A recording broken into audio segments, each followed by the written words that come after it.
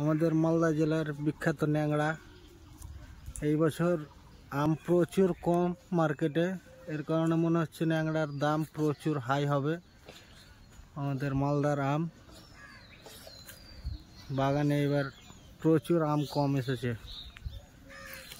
আপনারা সবাই দেখেন যে আমের কাছে আম নেই, পাতাও নেই, এই বছর বর্ষাও নেই, এর কারণে এই অবস্থা।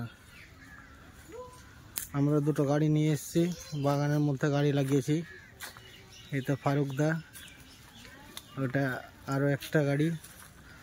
কিন্তু কাঁঠাল গাছে কাঁঠাল প্রচুর এসছে, আপনাদেরকে দেখাই।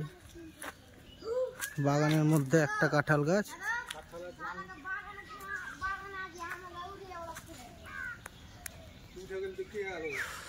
দেখেন কত কাঁঠাল, অনেক কাঁঠাল হয়েছে, সবজি খাওয়ার জন্য বেশ। এটা হলো ধুরবা আমাদের গ্রামে, আর পিছে আরো 2-3টা পান্ডা। এগুলা তোদের বাড়ি কোথায় রে? ভাগ কোন বাড়ি রে?